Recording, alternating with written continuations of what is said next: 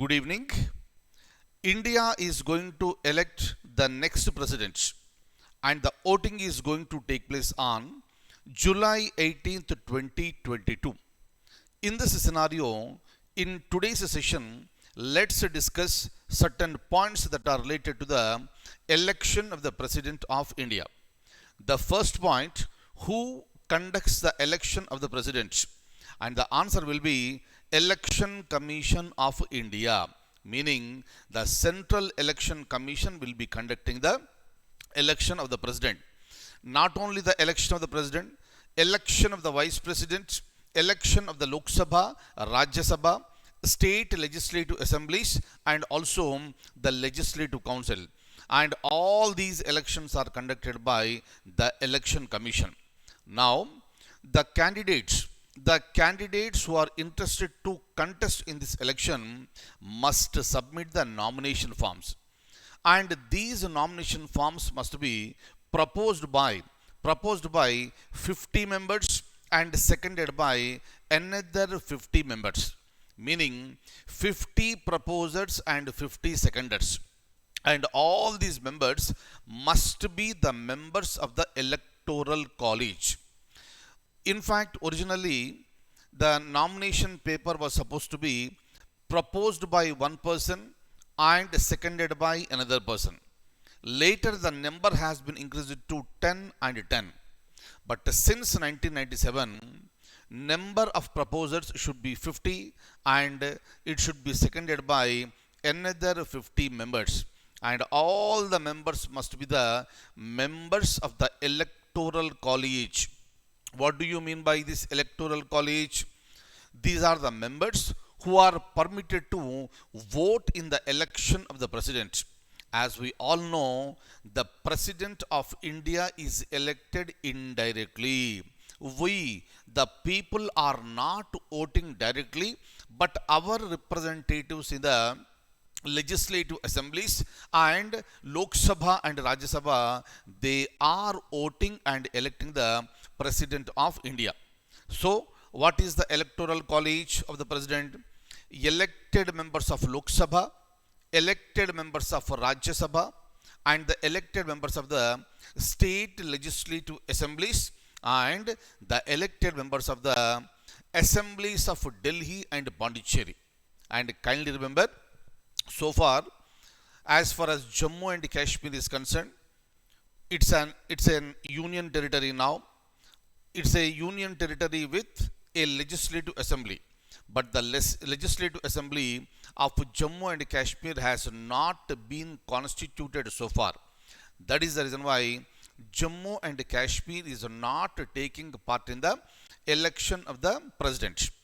And every candidate who is contesting as the president must submit the nomination form along with a security deposit of 15,000 rupees. Similarly, whenever any election takes place, there may be a possibility of any dispute. If there is any dispute with respect to the election of the President of India, that dispute can be challenged only in the Supreme Court. I repeat that the election dispute of the President can be challenged only in the Supreme Court, and the decision of the Supreme Court shall be final and exclusive. Kindly remember these points. Apart from this, I would like to show you some other points for your information. Kindly have a look at this. Every point is important. The first one, how many proposers? 50. How many seconders? 50. Kindly remember, this 50 plus 50 must be the members of the electoral college and not anybody from outside. Similarly, election is conducted by the Election Commission of India. Security deposit 15,000 rupees. Elected by the president is elected by electoral college consisting of the elected members of Lok Sabha, elected members of Rajya Sabha, elected members of the state legislative assemblies and elected members of the assemblies of Delhi, Pondicherry, and Jammu and Kashmir. Since there is no assembly in Jammu and Kashmir now, Jammu and Kashmir is not taking part in this election. Am I clear? Very, very, very important. If there are any disputes with respect to the election of the president, it can be challenged only in the Supreme Court. Clear? And the decision of the Supreme Court shall be final and exclusive. Similarly, once a person is elected as a president, the term of the president is 5 years.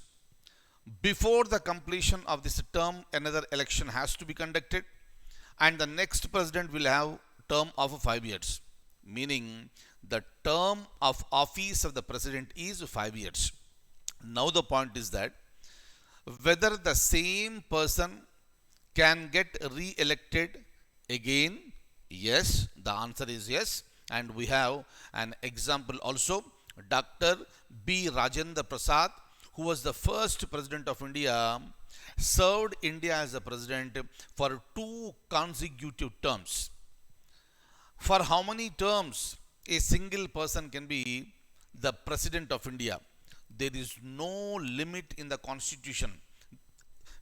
There is no limitation, meaning single person can be the president of India for any number of terms. One term is equal to 5 years. If he or she wants to contest in the election again they can contest, win and continue in the office. And when it comes to, the CJI, Chief Justice of India, Justice Muhammad Hidayatullah, he served as the acting president of India in the year 1969. During the time, the president was Dr. Zakir Hussain. Unfortunately, he died in the year 1969 while he was in the office. During the time, the Vice President of India, Varaha Venkatagiri, acted as a president for a period of time. Later, the election has been conducted, and Sri Varahagiri, VV Giri, he wanted to contest in the election. That is the reason why he submitted resignation letter and contested in the election. Clear? And during that time, the president was not there. President passed away, and the vice president submitted the resignation letter. At the time, the Chief Justice of India, Justice Muhammad Hidayatullah, he served as the acting president of India. Very, very, very, very important. Similarly, in the year 1977, Shri Neelam Sanjeeva Reddy got elected unopposed. Very, very important point. And with respect to normal general election, you have a concept called postal ballot. But there is no postal ballot with respect to the election of the president. And when it comes to the value of vote of an MLA, it will vary from state to state because of the variation in the population. Tomorrow, it may be a question, which state has the highest vote value for an MLA in the election of the president? Your answer should be Uttar Pradesh. Each MLA has got a vote value of 208. Similarly, the lowest vote value we can see in the state of Sikkim. You can understand directly, UP is the most populated state in India, and Sikkim is the low populated state in India. That is the reason why the vote value of an MLA in Sikkim is just 7, whereas in UP it is 208. Kindly remember, this variation is because of the variation in the population. Similarly, in other elections you will see the nota option, none of the above, right? But As far as the presidential election is concerned, there is nothing like any nota option, and the election is conducted only through ballot paper and not through electronic voting machine. Right?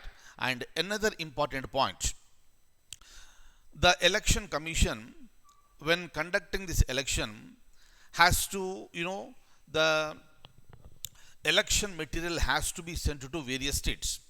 From Delhi, the election material will go to, meaning the ballot boxes and other things, they are, accompanied by, some person on behalf of the election commission.